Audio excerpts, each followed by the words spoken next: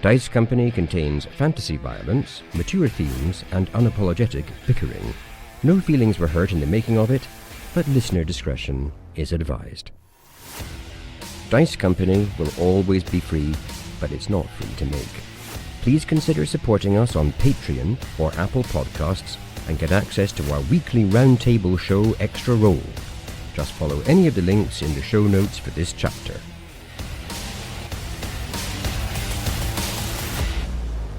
Welcome one and all to Dice Company, where a group of old friends weave tales of triumph, heroism and despair under the guise of playing Dungeons and Dragons.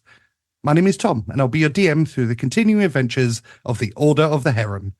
Order of the Heron, please introduce yourselves and your characters.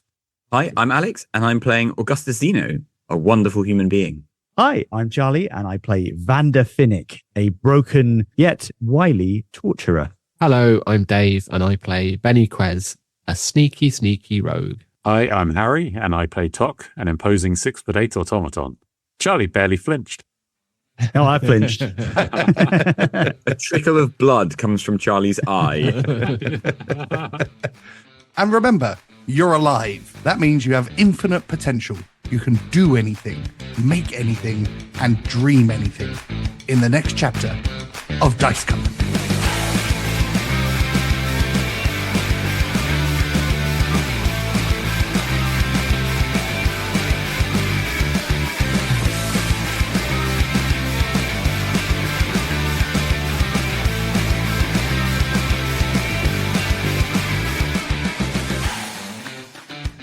Previously on Dice Company.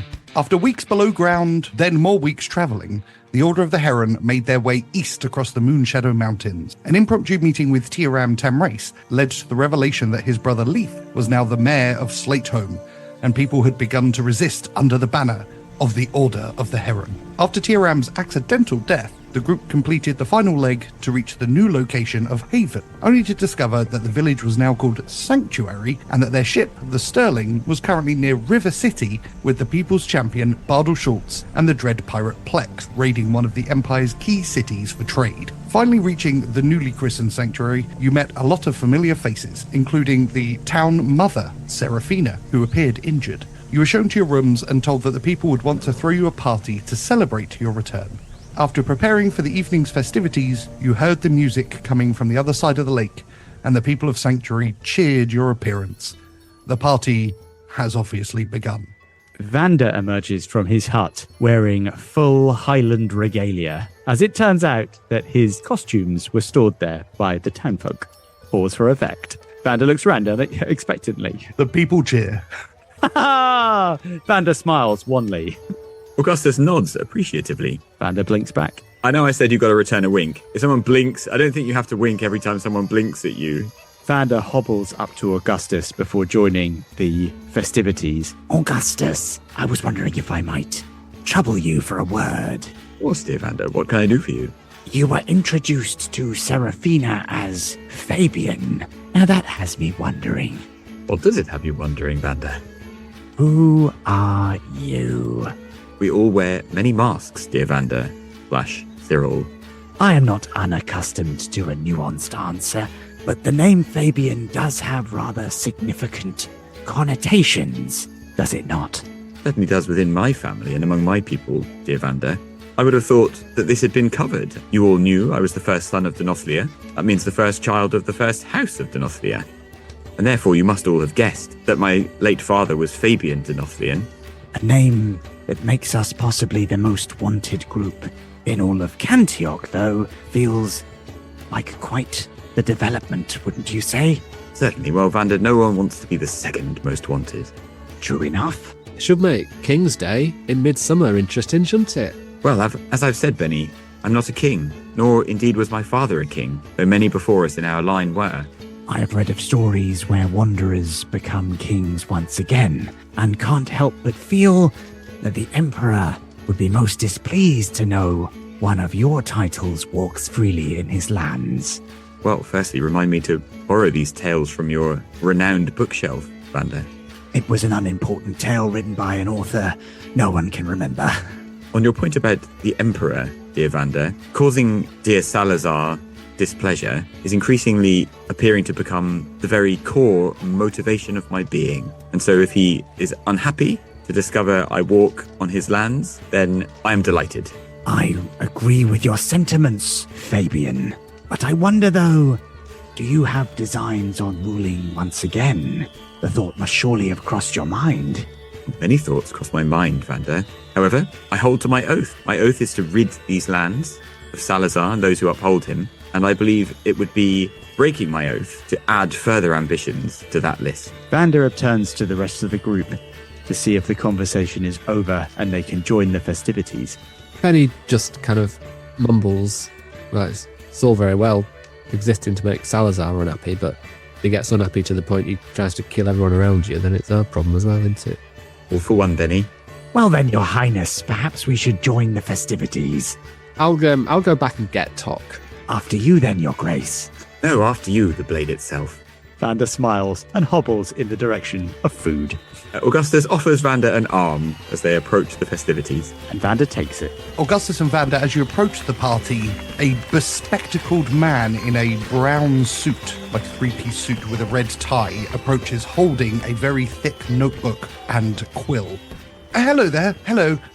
You are the Order of the Heron, is that correct? We are indeed, Says Vander with interest. Pleasure to meet you. My name is Cale Finvala, and I'm trying to write your biographies. You've become such an impactful group in such a short space of time. I thought it would be a good opportunity to put down all of your adventures and who you are and what you stand for on parchment. I am not one to blow my own trumpet, so to speak, Says Vander, looking entirely like he is someone who would blow his own trumpet. but I'm sure I could spare you a few moments to relay our many exploits. And that's not to say of the exploits of his worship. And he turns to Augustus. Augustus casts a sort of sideways look at Vander. Obviously, everyone in the group now knows Augustus's title. He's not 100% sure we should be just telling random people about it at the moment. Vander blinks. But Augustus steps forward and eagerly joins the conversation, very keen to have his story told as well, with a few details fudged for security reasons. Oh, excellent. Please come sit. Get yourself drinks and I'll ask you a few questions. My friend, did you say your name was Cale? That's right. I should point out, it's spelt K-A-L-E. There is no I. I often get asked about this because obviously it's very similar to the god that a lot of people in Avalon worship, but I'm not a representation of that god, although some people have said that my writing is rather holy. Well, yes, it's very reassuring to learn that you're less evil deity and more unappealing vegetable. I see. Oh, okay. Well, then, let's chat. I'll ask a few questions. This should be relatively painless. You think? You know, for a high charisma character, you go really weird in social situations. I just when I see an opportunity to dig someone out, I have to do it. A very kingly quality. You know. I don't know why. Cale Finvala takes Augustus and Vander off as they meet people at the party. Bennie, you have gone to Tock's recreated workshop. I poked my head around the door. Tock? Yes, Bennie. What you doing, Tock? So you can see Tock has been adjusting his workshop, and he's got the two automatons that we got from the Topaz Keep, the ones that Vander was so suspicious of in the cave. And he's got them out in what looks like some kind of hoist/harness with their arms and legs sort of attached to almost like a roll cage kind of thing. Clearly some kind of experiment / work is about to occur. This is unusual. Indeed. I am investigating to perform repairs. So you can help Tick a bit more, or something else? Tick and the group. Okay. Well, can you take a break? Indeed. We're meant to be going to this party. I think we're guests of honor, if you like, so probably for Thorm's sake, we should probably show our faces. I would find that to be acceptable. I am at a juncture where I will require assistance from Vander. Okay, yeah, well, you probably won't get that tonight, so you might as well have a break. Tock and Tick will follow Bennie out towards the party. Before he goes, Tock will take a small chest out of the workshop, put it in his bag of holding as he goes. Is the bag of holding coming with him? It is, yes. Are we going to dance around it later?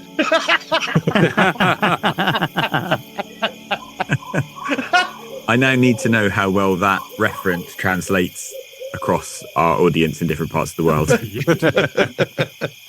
Bennie, Tick, and Tock make their way around the lake towards the party. As you're walking along very close now to the party, Bennie, you hear a familiar voice coming from the shadows near the tree line of the woods. So, this is how the great Benji chooses to spend his days. You turn around and see the familiar grizzled face with a single scar across his left eye. What, no hug for your old friend Boffo? You look fucking terrible, by the way. Thanks. Boffo, this is amazing. You look terrible as well. Come on, bring it in. What are you doing here?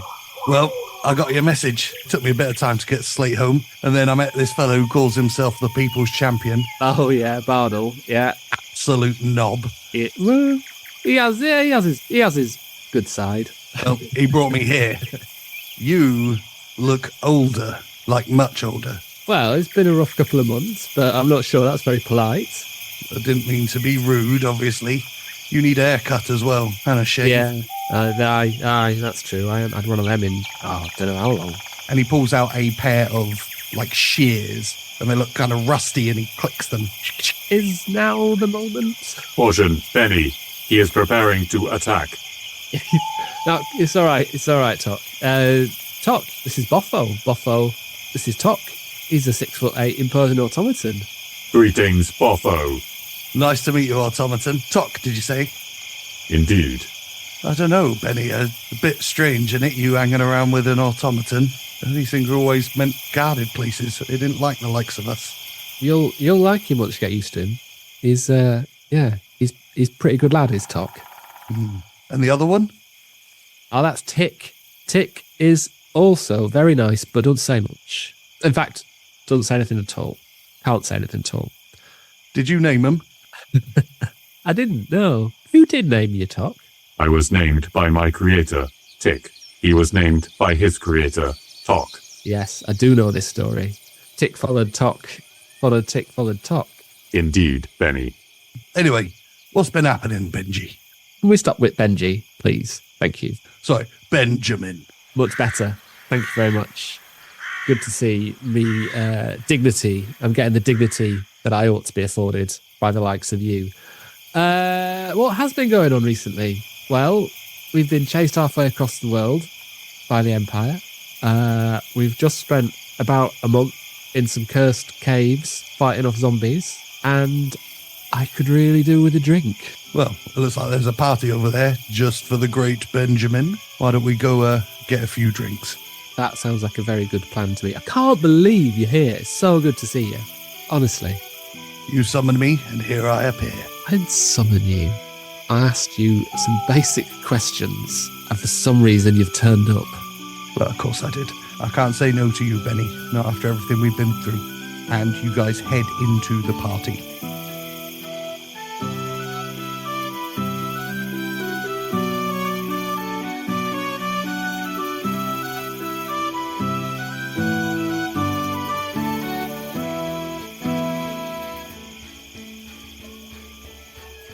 Augustus and Vander. You guys have mead and food thrust into your hand by the people of Sanctuary, and Kale Finvala offers you a seat and sits down with his parchment book and quill. Hello. So first things first, as I've said, my name is Kale Finvala.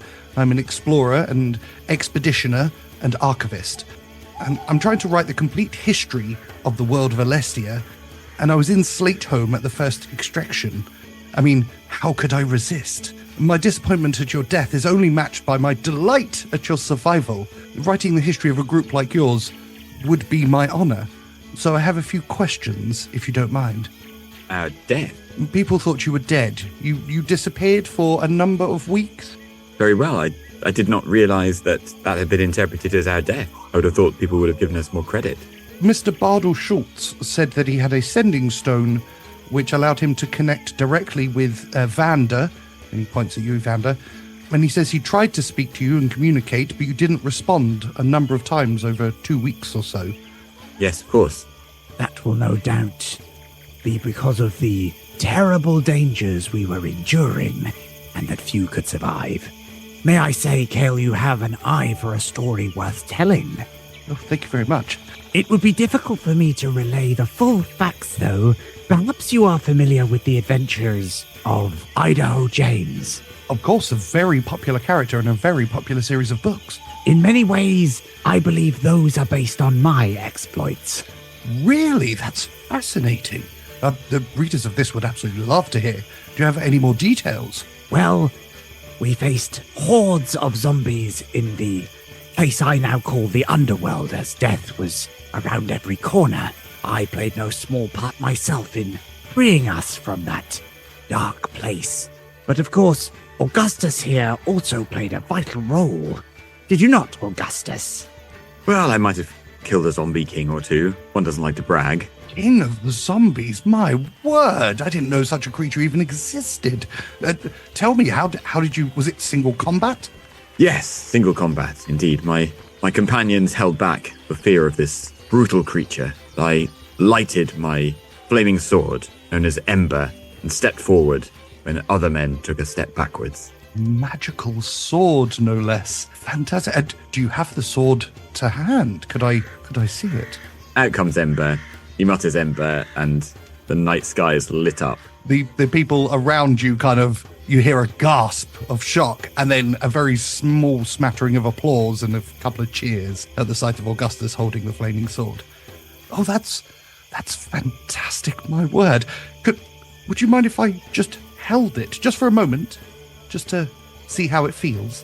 In the manner of Bilbo Baggins, stowing the ring back in his shirt, he extinguishes the sword and puts it back in its sheath. And he says, "You'll forgive me, I'm rather protective over Ember." Of course. Sorry, I didn't mean to ask. And no offence meant to the man who slayed the zombie king. Oh, none taken, my good man. So you two are obviously the driving force of the Order of the Heron. Are there other key members, or is it just mainly you two? Maybe it is time for me to introduce the Terror Lizard himself. And with that, Vander produces Bellerophon. Thought that was going to be another name for Bennie. A chameleon. Slayer of many dark creatures. Bellerophon's tongue licks out playfully. Augustus kind of raises a hand here to kind of interject into this and looking a little bit more serious, says, "Kale, we should not overlook the contributions of our trusted colleagues, Bennie, Tick, and Tock." Bennie, Tick, and they are here this evening also. He looks around. Yes, they're here somewhere. I shall have to try and catch up with them later as well to see. So where did you all meet? You're quite a disparate group of unusual characters. I mean, Augustus, I know accents quite well, and that sounds like the old country, if I'm correct. Yes, that's correct. So Augustus here just wants to, obviously all his questions could be completely justified by the fact he's doing a biography, but is there anything Augustus can do just to, because obviously all these questions would also be a great thing if you're an Empire spy to ask. Give me an insight check. So yeah, let's have a roll. I don't want to be over suspicious. This guy seems nice. Let's assume he's a spy. I mean, we know we're being hunted by the Empire, so to just give stuff away without even, wondering seems a miss to me. 6. This guy seems trustworthy as they come. He's very obviously a biographer. Yes, that's right. I'm from Cantioch. Fascinating. And so where did you all meet? Oh, well, my friend Vander here must take the credit for bringing us all together. He looks to Vander. Our story does indeed begin in Lunadyne, where we liberated an air elemental to power my ship. Wow, that is fascinating. I'll get some more details on that story, but let's... I have some notes that may assist you. And Vander pulls an extraordinary amount of documentation from his robes. Oh, this is wonderful. This is exactly the kind of research notes I need for a project like this. Oh, this is amazing. And he flicks through. So where did the name come from? The Order of the Heron. It evokes such vivid images in my mind. Just a little theatricality to galvanize the people into righteous action. Of course, because everything you do is for the people. like true Heron. Of course. Says Vander, his one eye gleaming. And the apricot, I feel like that must have some relevance. No, not Me really. to come in here. Oh God, we also feel like it must have some relevance. The apricot represents the delicate balance on which we must stand. The Order of the Heron represents a proud and dangerous predator, but all dangerous predators must fear. Oh fucking hell! I've got that all wrong. Must balance on fruit. So it's about the balance of predators, but also trying to keep watch on the people somehow, and that's represented through the sweet fruit of an apricot. So it's like you're standing protection over the people. So the apricot actually represents the people, is what you're saying. Symbols are best interpreted by those who view them rather than those who set them on paper. I see. And you look down and you see him write apricot equals people. That's one interpretation. I would not want our symbol to give the impression of our group standing on top of the people. He then writes below, Order of the Heron stood atop the people. Do you mind if I spend a short time looking through your notes, Vander? Beans, Archivist. Thank you. I don't want to hold you back from speaking to your fans here. So I'll make some notes. I won't take them anywhere, and you can come collect them whenever you're ready. Vander nods graciously and then looks about him to see how the party's developing. The party, in the short time you've been talking to Kael Finvala, the party has increased in volume and activity. The drink is flowing, people are cheering, there's a little bit of music playing. You can see a small gnome strumming a lute, and people are dancing to the music. Vander hobbles out onto what I presume is the dance floor. There is a small area of a dance floor, yeah? Taking his place in the center of the dance floor, he begins to move erratically. The people who have formed a circle around him begin to clap in time. Well, not in time with the music, not necessarily in time with his dancing. There is a curious rhythm to the way that Vander moves, but it certainly couldn't be described as dancing. Vander turns to a nearby bystander and says, I call this one the shambling donkey. Can I have a performance check, please? You certainly can. That is a 15. The person who you turn to describe the move smiles and nods and then begins to attempt to imitate it. Dancing in time with Vander proves a little bit difficult, but, they're giving it the good old college try.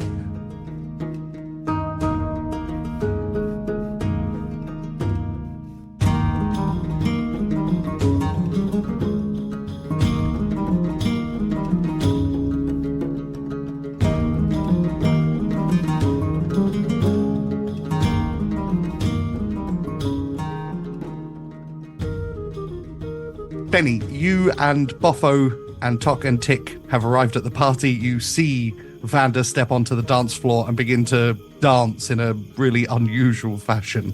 Bennie, I believe Vander is having a fit. Shall I provide medical attention? And Tock starts reaching for his smelling salts. No need of smelling salts. Thank you, Tock. Good idea. But I believe, I could be wrong, but I believe Vander is dancing. Tock considers Vander for a few seconds and then says to Bennie, define dancing. Well, usually speaking, it's a series of rhythmic movements in time to music, but I appreciate that that's not that. Oh! There are others that display such properties. He appears to be infecting them.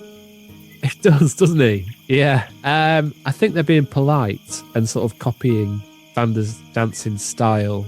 Just watch it as the evening goes on. People will probably start to dance a bit more normally, and maybe you'll get the idea about what it's all about. So Tock hangs back a little bit and you hear him sort of an aside to Tick saying, the humans are endlessly perplexing. As you say that, a hand kind of wraps around your left forearm, and the priestess of Cassandra from Haven approaches you, Tock. Hey, Tock. It's good to see you. Cassandra, it is most welcome to see you. It's not Cassandra. My name is Valeria Frostborn. It's nice to actually be introduced to you properly. We had such a short time together. Indeed, I am glad that you escaped Haven and New Haven. Yes, it has been quite a few months for me. I would be interested in viewing if you have established a grove at the site sanctuary. Not yet. I only arrived a few days ago. Mine and Tick's assistance will be provided to establish a grove at sanctuary. That is fantastic news. It's been such a long journey from Haven. I was there, and then I was communing in the forest, and when I came back, the whole place was empty. Lorien was dead. I hope that Kalen is still alive, although I haven't heard news of him since I left. We have received news. He is possibly alive. We will attempt rescue. That's wonderful. And you see tears are forming in her eyes, but she's fighting them back. He is in the custody of the Empire. Guarantees cannot be made. Those bastards. She then looks up at the stars for a moment. I should commune with Cassandra. Would you sit with me a while? I would find that to be acceptable. And Tock and Tick will follow. Bennie, you are left with Boffo. He pours himself a great big ale and hands you one as well. Well, cheers then. Cheers. Now that we're alone, I've got some news from home. Oh yeah, I was wondering actually if you'd been able to convince anyone to come along with you, or if you're all on your own. They're all dead, Bennie. What? Killed by bounders, all of them. But not all of them. All of them. It was just me and Alicia left, and they got her a few months ago. What? But what happened? Nothing. We were just doing our normal running about town, desperately trying to scratch out a living, and they caught us, and they killed her, strung her up in the streets in front of everyone. I mean, we've had run-ins with bounders before, and you know that you get a kick in. Yeah, you know. But when have they started doing that? They've always been a bit like that, Bennie. Come on now. They don't like likes of us. They never have. I'm going to ask you something off phone. Tell me the truth, right? Be straight with me. Don't go soft. Is it because of me? Is it because of this? I don't know, to be honest. I mean, when you left and all the news, the people around Middleton, they knew it was you. But this is what the Bounders have always been, haven't they? They've always given us a shoe-in.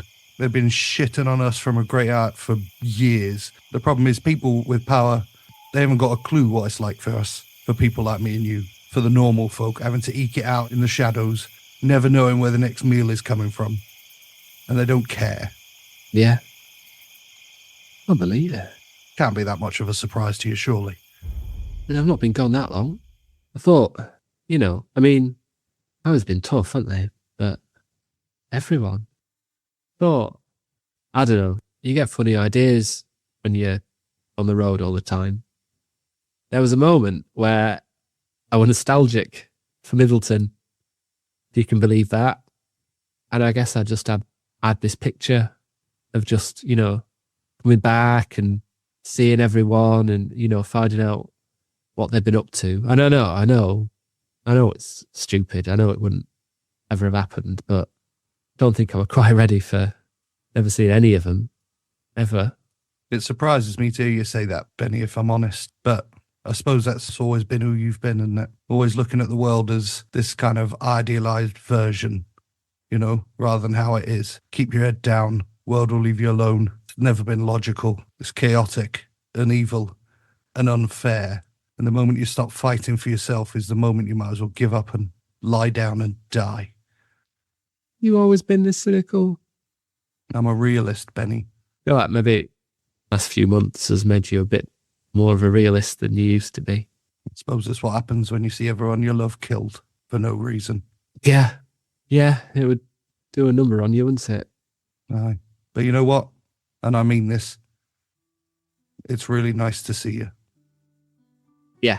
Yeah, it's really nice to see you too. We should have a drink to him or something, shouldn't we? We should have a celebration, isn't it?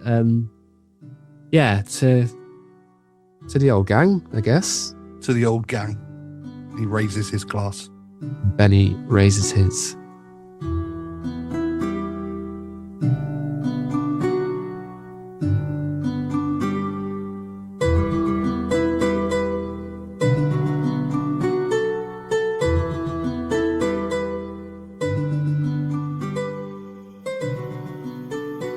So with Vander dancing, Bennie cheersing Boffo, and Tock and Tick walking off with Valeria, Augustus, you are approached by the familiar face of Thrain. Augustus, it is good to see you. Good to see you too, my friend. In better circumstances today than when we last parted. It is when you thought I was a spy. Well, a little later than that. When I gave you the identity of the true spy, I believed. It is good to see you alive, my friend. I wanted to let you know that me and a few of the gnomes have been venturing north into Roanoke. What have you found there?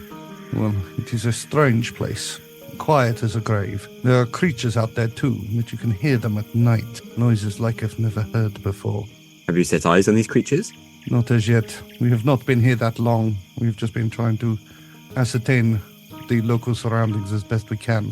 But some of the gnomes of Slateholm, they tell stories of Roanoke. The ruins of the citadel are a great lure for archaeologists, archivists, explorers, and hunters. Everyone has convinced themselves that it's a place where they'll find what they're looking for. They talk of a single tavern just outside the citadel. It is a gathering spot for those trying to uncover the truth of the lost colony of Dunothlia. Certainly, it's a place that may hold answers for many of us. Might I join you and speak to these gnomes and hear the stories, and perhaps even join you on your adventures into Roanoke? We can certainly continue our exploration to the north, and you will be more than welcome, as would all of your companions. The citadel is many days to the north, though, if there is anything left. And you mentioned the tavern. People have reached this tavern, have they? And is it within sight or within reach of the citadel? Again, these are all rumors, but the gnomish people of Slateholm, they seem absolutely convinced that the tavern is out there. It is constructed in some of the ruins. It is the only safe place in all of Roanoke. Again, this should all be taken with a pinch of salt. Yes, of course. Well, nonetheless, I should like to join you, and I will attempt to persuade my companions to do the same. You would all be welcome. Certainly in the next few weeks we shall be scouting a little further each day, so you're welcome to join us on those scouting expeditions if you wish. Thank you. I certainly would like to do so. But please, let me get the hero of the Order of the Heron a drink. What are you drinking? Well, I shall certainly join you for a drink. Creme de menthe, if you please. But to be in truth, the hero of the Order of the Heron is no one person. Everyone among us has made great sacrifices in the days and weeks since last we met. These are noble words. I respect them. And he pulls out a silver cigarette case and flicks it open. I owe you a cigarette, I think. Very well. Well, I consider you owe me no debt, since I accused you of being a spy, and I was wrong. So I proffer you an apology, and I accept your cigarette. You two have a smoke together and drink creme de menthe. Yeah!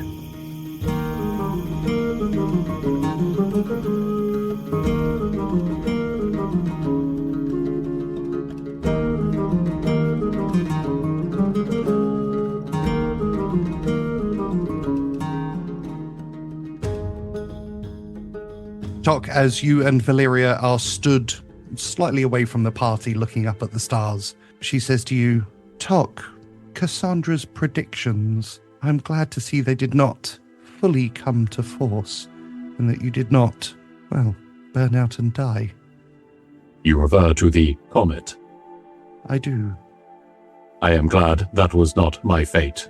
But I have been communing with Cassandra these last few weeks, and I've thought many times of you and your friends, and every time there is a darkness around the champion of Tyr. You refer to Augustus. If that is his name, is he the chosen of the god Tyr? He has the favor of the god. He has been gifted a flaming sword. I do not know how the process works. It is not unusual for the gods to gift their champions weapons. Perhaps the darkness is the contrast of the flame. That's what I like about you, Tock. You think so clearly on these matters. Would you pray with me? So I think she told me what prayer was last time. I think it was prostrating in front of. Okay, in which case, Tock will say, "I find that to be acceptable," and Tock will fall forwards on his base in a sort of an approximation of prostrating themselves before a high deity. But I mean, it's like, again, it's like a fridge falling over. It's a solemn moment. The Church of Tock is just pure comedy. Tick will also it's synchronized at the same time. Both of them will just face first into the ground. Valyria, without batting an eyelid, just gets down onto her knees, closes her eyes, and you begin to hear muttering.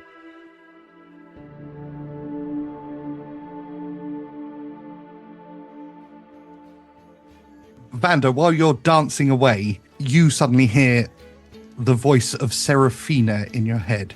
Vander, please come to my cabin.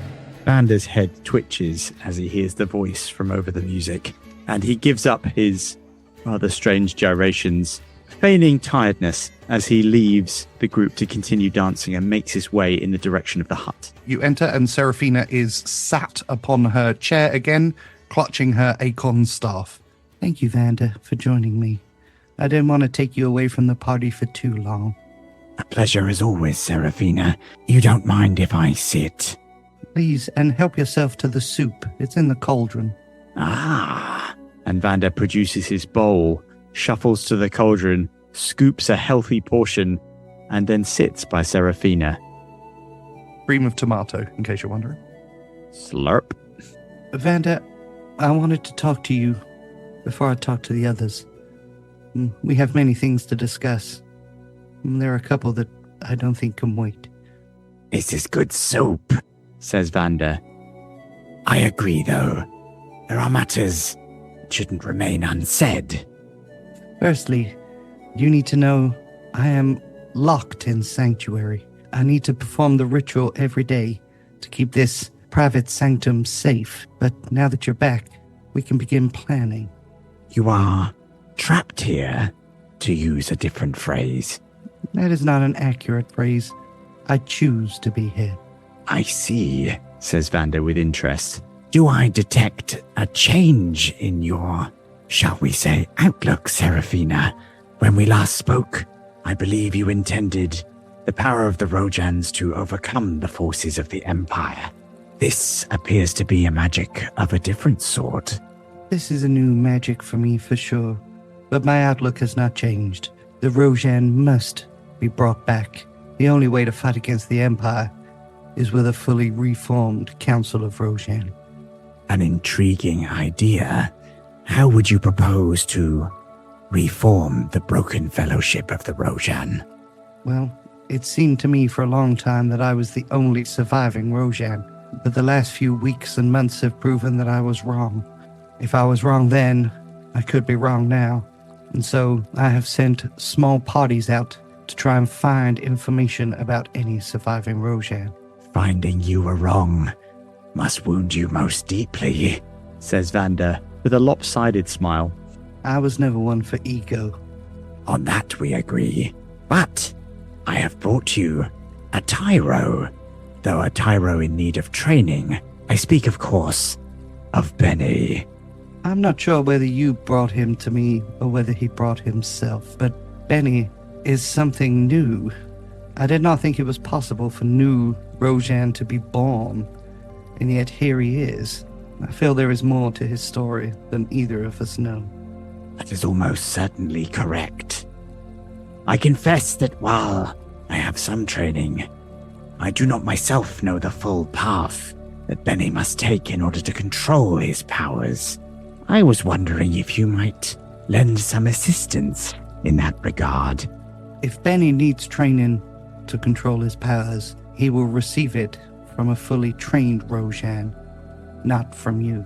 Ah, the old flame of conflict still glows bright in you, Seraphina. I confess that, like you, I have not changed my view of the world either. I admire the paradise of sorts you've created here, but see it more as a prison than I do as a beginning of a great revival. Well, I guess only time will tell which of us is correct. I take it from your words, then, that you do not recognize me in any form of Rojan. Vander, for so very long, I hated you, and hate twists the insides of all people. Since meeting you, I know it wasn't your fault, but you were the one who betrayed us to the Empire. My friends are dead because of you. You were put into an impossible position, and you failed, and I'm not strong enough to forgive you for that. You refer, of course, to the gratuitous torture I received at the hands of those who now grasp power. I do. Failure, you call it. How very interesting.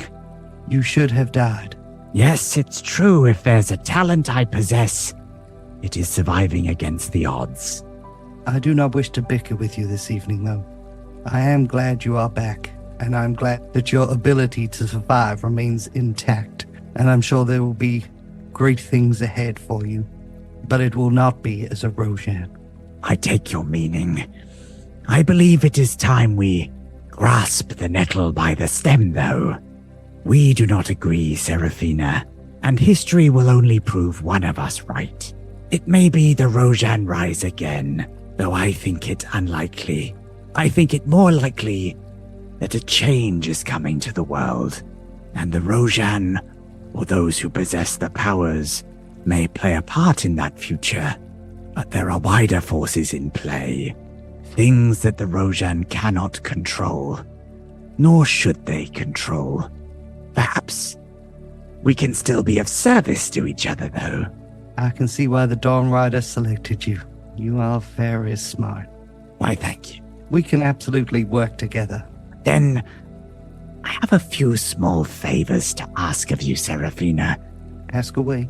Firstly, Bennie does need some assistance, and if you will not train him, and if you do not see fit for me to train him, then you will need to provide a path forward so that our young thief can take his place in the ranks of those who fight the Empire. From everything I've heard about Bennie, he is more than capable of making his own decisions. I will offer him training, and it will be up to him to choose whether to accept that or not. A matter settled, then. My mind also wanders occasionally to the plight of Kalin. It strikes me that it suits neither of our purposes for him to languish in the fingers, unutilized. I propose that we, in our many travels, free him from what must no doubt be torment, but that will take no small amount of effort. Aid from you will improve our chances of success, though. The rescue of Kalin Lux should be our main priority, and then he can take his place on the newly reformed Rojan Council. Another matter settled, then. I will provide any and all assistance that I can. We have a lot of people here in Sanctuary who may be able to get the information to prepare a jailbreak. I recommend you speak to them. Just point me in the direction, Seraphina, and see it done. Finally, and selfishly, I come to myself. It may have escaped your attentions that I am not as nimble as I once was, though I am nevertheless still a useful soul. I was wondering if you might provide some assistance in that regard. Boon from you would be most welcome, and no doubt no small advantage in the adventures to come. You see a smirk form on Seraphina's face, and she reaches forward and places her hand on your cheek. There is a bright flash of light, and your vision goes blurry. She then removes your mask, and in place of your missing eye is a magical eye. Vander looks around the room in amazement at the world now, presumably with depth perception. He then looks back to Seraphina, and a wicked smile crosses his face. He then replaces the mask. Always good to have advantages others cannot see. So, Vander, you have had your conversation with Seraphina, and you step out into the night air, with the party now in full swing. As Vander does so, he looks about him in the darkness and realizes that I can see through the mask and into the night far further than I once could. Vander smiles This is going to be fun. as he hobbles back in the direction of the party. Vander, you are approached by Kelvin Vala, who hands you back your notes and thanks you very much and then goes back to the party. Bennie, you and Boffo have had a couple of drinks to toast the sad loss of your previous gang.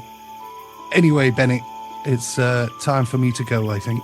What do you mean it's time for you to go? We've been here like half an hour. It's a nice place for a holiday, but I don't want to stay. Things to do, places to go. Why are you being mysterious? What are you doing? Look, you know what it's like. Contacts all over the Empire. And this has given me an idea. I think it's worth trying to fight back, you know? Yeah? The Empire are never going to leave people like us alone, are they? Starting to think you might have a point about that. Don't you stay here too long yourself. You can't hide away forever. Not saying that you would, but it must be tempting. Yeah, I've got to say it's got its appeal. Where will you go? It seemed to me that Slatone was in a bit of bother, so I thought I'd go back there. Yeah, it's Tamrace country now, isn't it? Bastards. Anyone you know there who you can put me in contact with? Who do I know in Slatehome? Well, we were only there a brief time. Hardy from Floral and Hardy's, he was a good guy. And Elandon the Tailor is an interesting chap. I was going to say harmless. I'm pretty sure he's not harmless, but he seems like a decent sort. There were a teller in bank called Alex. Young lad, impressionable, high-spirited. You could probably help keep him out of trouble because he's going to get himself hurt if he's not careful. He might be someone to look into. I'll do my best. Listen, communicating through the back channels, it won't be as easy as it used to be. So, and he reaches into his pocket. Take this. If you need to contact me, you speak into this. It's a little bit of the arcane. They call it a sending stone. Oh, I know what these are. I've been expanding my horizons. Didn't mean no offence. Seen these, been in a cave full of these. If you need anything, information, or you just want to chat, I mean, slightly limited. Can only use it once a day, and only 25 words I've learnt. But there was one other thing I wanted to say to you. You remember Governor Walsh? Of course. Well, after the gang got killed, I was in a pretty dark place. And so I wanted to fight back a bit. And I know he'd been a bastard to all of us. So I paid him a little visit. Oh, yeah? It's the benefit of being an adult, isn't it? And being armed. Feel like I probably shouldn't ask any more questions about this particular incident, should I? No, but I will say this. He won't be treating anyone else like he treated us. Yeah. But I found something. Oh, yeah? I found our records. I destroyed them, obviously. Right. But in your records, I found a letter. Oh, yeah? Now, I ain't opened it, and it's only because it was yours that I didn't. And I brought it with me, and he hands you the letter. We have a look. What do you reckon? It's up to you. You brought it. Yeah. Let's open it. It's been a night of surprises, good and bad. So this could go either way, couldn't it? And you open the letter and read. Whisper. So, here we go. It says, if I ever grow up and wonder about my family, go to Frost Hollow in Lumitorn and speak to Sepulchre Marsh. He knows everything. But please do tell him that he was and always will be loved. See. What does that mean? I ain't got a clue. There's one thing I hate is cryptic messages. Yeah. To be right or Vander Street, I'm not telling him about this. Ooh, C. Know anyone's name starting with a C? Did we ever? Not that I can think of. Oh, there's one other thing as well. And he kind of pulls you down to his height, grabs your hair and pulls out the shears, and in seconds basically just chops all your hair so it's cut all the way back. So you've got kind of a little bit floppy on top, but almost completely shorn at the sides. And then he flips it out so that it becomes a single blade, and then he just runs it along your cheeks, giving you a dry shave. Look at the hair falling to the floor. That's grey. Yeah, like I said, you look old and shit. I'm not grey. Well, this air suggests that you are. Yeah, but I were in a fancy bathhouse like 2 nights ago. I saw my reflection. I'm not grey. I've got black hair. I haven't gone grey in a day, have I? I don't know. It's gone now, isn't it? Well, I mean, there's a little bit left on top. Yeah, no, thank you for that. I've been needing it, but I need to find a mirror or something. There's going to be a mirror around here? Boffo reaches into his satchel and pulls out a mirror. Here you go. You can have a look. Benny looks at himself. It's very obvious, I take it. Oh, yeah. You look a decade older than you did a couple of days ago. I don't look like that. I don't look like that. Yeah, you look distinguished.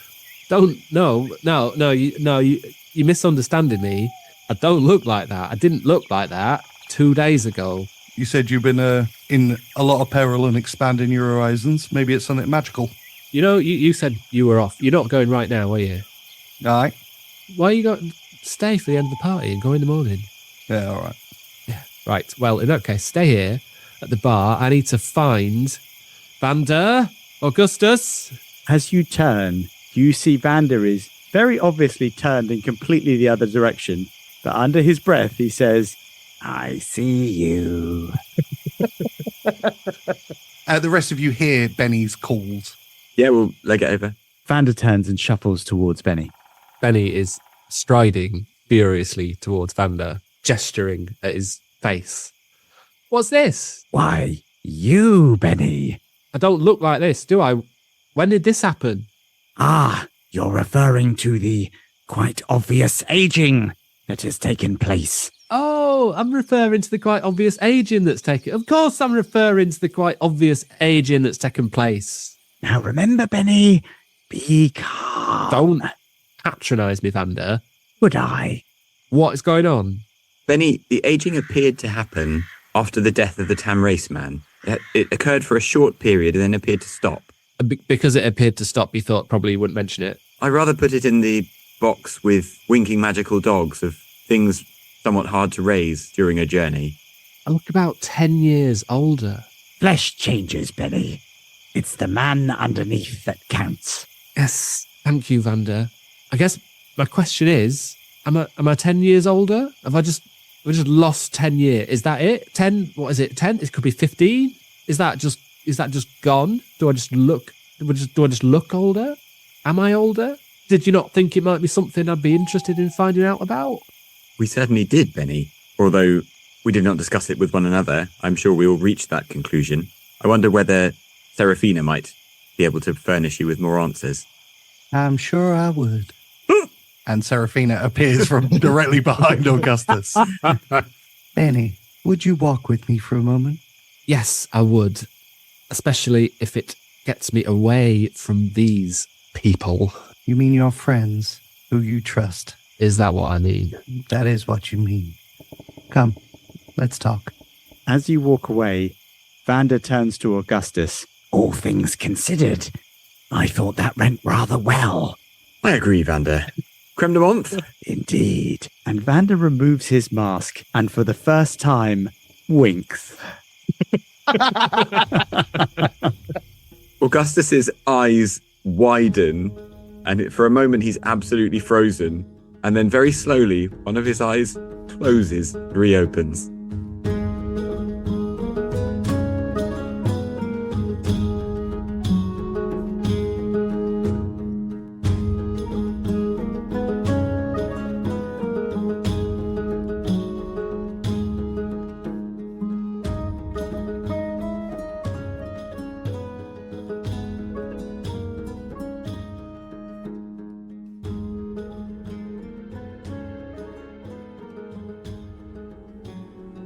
Tock and Valeria, you have been praying for a few minutes at least. I think that's enough, Tock. Cassandra has spoken to me. I have a clearer view of things, and our place, Sanctuary, truly is the place I was meant to be. I am glad that you feel this is the correct place. It is pleasant. It is. It doesn't have all of the comforts of Haven, though. Indeed. It misses the Grove. The Grove was special. I would wish to see its like again. Tock will bring out from his rucksack his small trunk that he's been pouring water into this whole time every day, and will open it in front of her, displaying 3 small saplings of Jurima trees, which are glowing with a golden light. I wish to plant. Have you a location in mind? There is a place to the northeast of the settlement that would be perfect for a grove, and I'm sure we could find space for 3 such sacred trees. I will assist you in its cultivation. Thank you, Tock. Truly was a blessing when we first met. I'm glad to have met you again. I am also glad.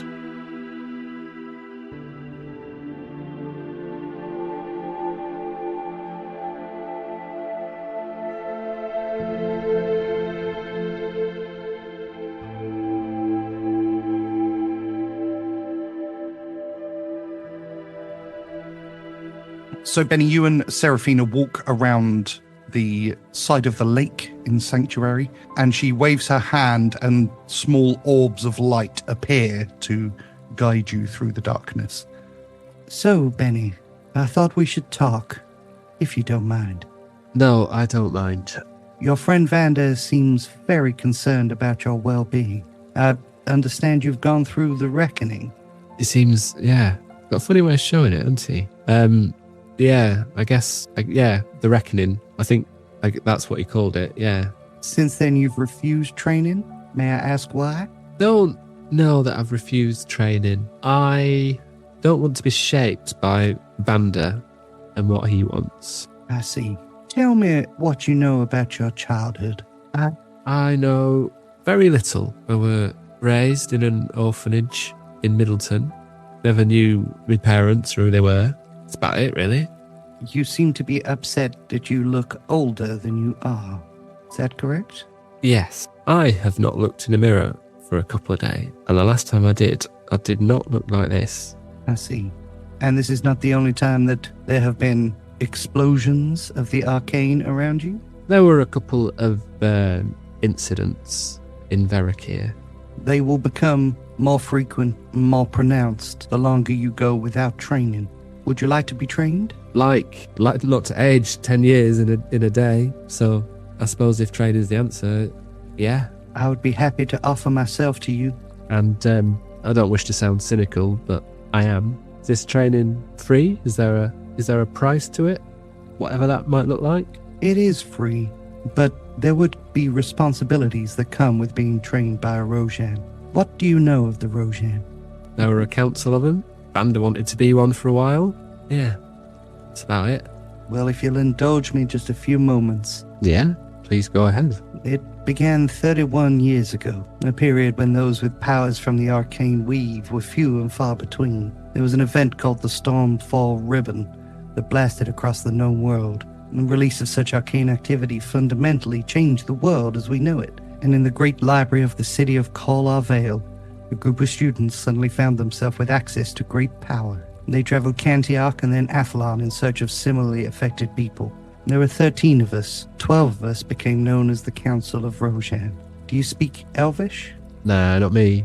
Well, the term Rojan comes from the Elvish words of Rolanasa, meaning imperious student, and Kellanjan, meaning peace through knowledge. A year after the students of Call Vale set out from Cantioch, they found me in the bleak forests of Nebuchadnezzar. I was the 7th to join, and as the years passed, we settled in Roanoke, supported by the kingdom of Cantioch and the family of Denothlia. And with something of a mythological position in the world, well, we played upon it. We were entrusted with the peace and protection of Athlon, and we trained various chapters of Tyro. As the years passed, and more arcane-afflicted peoples were discovered. And then, less than 2 decades later, everything we accomplished was reduced to ash. We failed, and we can't afford to fail again. I, Benny, intend on building the council back, and that begins with 2 key points. Your training and promotion to full Rojan, and the rescue of Kaelin Lux. So you think you want me to be on your council? If you wish to be trained and accept my offer, then yes, I would like you to take that place. And if I say no, it's no training, is it? I can train you the basics to control your powers. If you do not wish to be part of the council, I understand that. I don't agree with it necessarily, but it is your decision. I'm not here to force you to do anything you don't want to do. Well, I need the training. How much is obvious, and I'm not saying no, but don't mean any disrespect, but I don't know you. I don't know what you stand for. You seem decent. I'm glad that you're protecting the people here at Sanctuary, not committing to spending my life fighting for your cause. And I say, I don't mean anything by that. Just, I'm going to need a bit more time. You may have all the time you need. Let's at least do a little bit of basic training so you can control your outburst.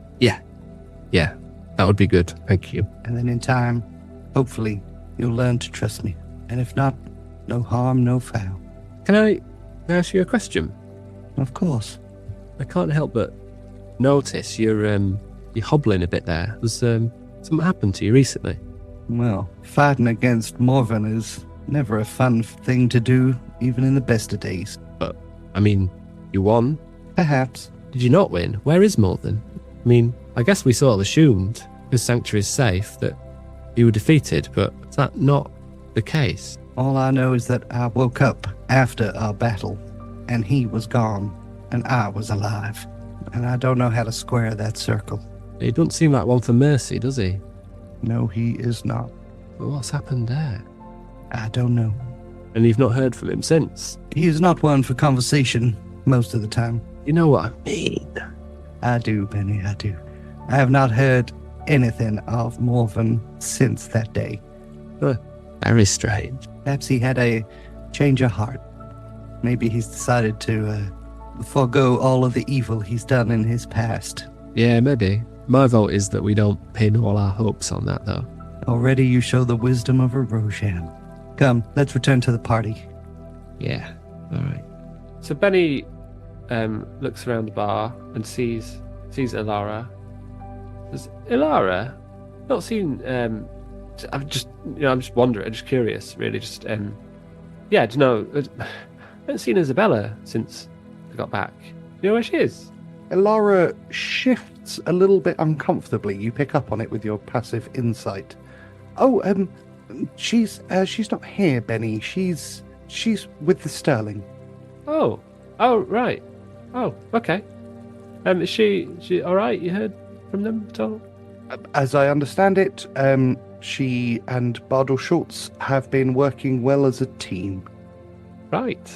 Okay. And Ilara kind of strokes you on the arm and then turns around and walks away quite quickly. Bennie goes for another drink. First Rosalind and now this. Back at the party, Vander is dancing and celebrating his new eye. Augustus is quaffing creme de menthe while Tock talks with Valeria. Bennie, you raise many jars with Boffo to your fallen friends as you are watched from atop the ramp of her hut by Serafina, who claps along with the music and smiles. As the evening draws to a close, the people of Sanctuary, friends of the Order of the Heron, celebrate the heroes of Haven with cheers and applause. And finally, you all head to bed, exhausted, with your bellies full, and plenty to consider after an evening of revelations, knowing that in only 2 short weeks, you will see the return of the Sterling. And we'll end it there.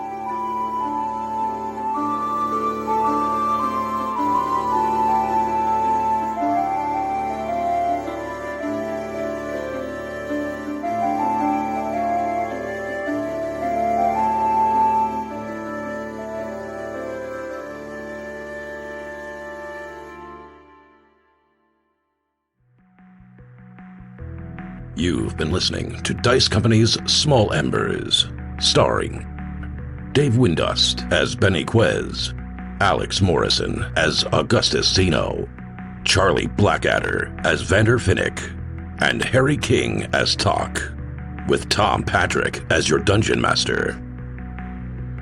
The humans of Dice Company would like to thank the following sweethearts for their support. Marshall 001, Marky B, Darcy Thompson, Jenny the War Camel, Stephen Sakura, Nori Gosler, Mickey Arnold, Happy Daddy Scotty, Tika, S.J. Phionics, Richard Ungamus, Rabbi Camel, Team Vander, Paris Pakar, Path Pursuit, Julia Zeno, Shovels, Mama Strange, Queenie, Liz Beckett, Axel Runholm, and Chris from North London. Hi, I'm Charlie, and I'll just do that again. Almost forgot my own name. I'm becoming Vander.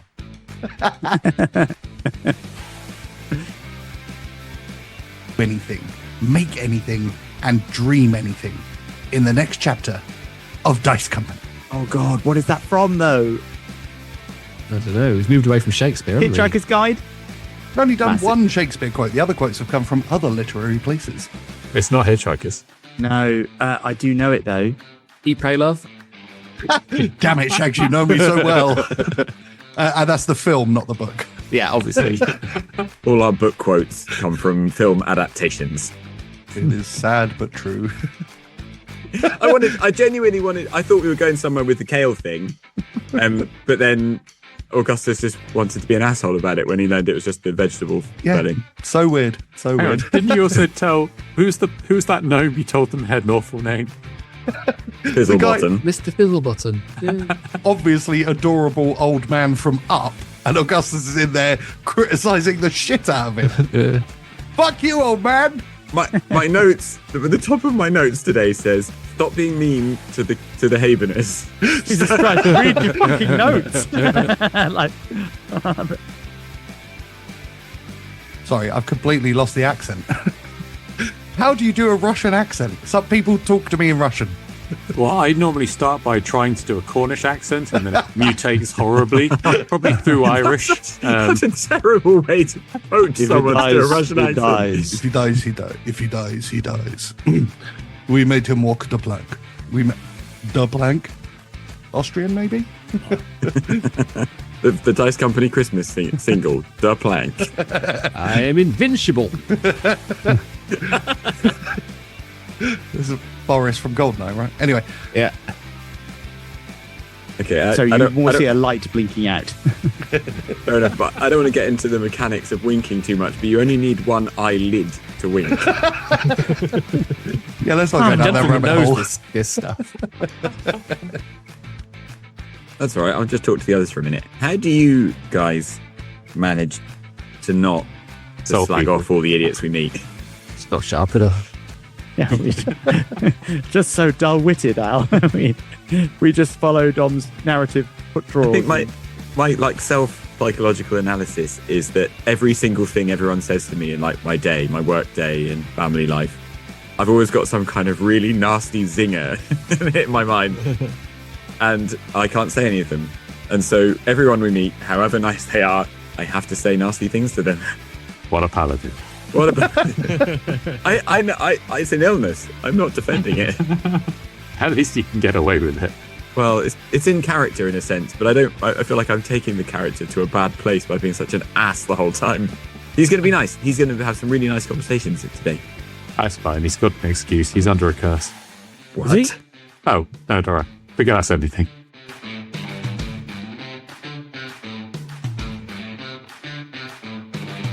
Lore. Thanks for listening. Please consider supporting Dice Company on Patreon, where for the price of a cup of coffee you get access to a whole other show, Extra Roll, as well as an ad-free listening experience. The Dice Company Discord server, along with our socials, can be found on our Linktree in the show notes. If you enjoyed this chapter, please like and subscribe, and don't forget to recommend us to your friends. If you didn't like it, recommend us to your enemies. And we'll see you next time on Dice Company.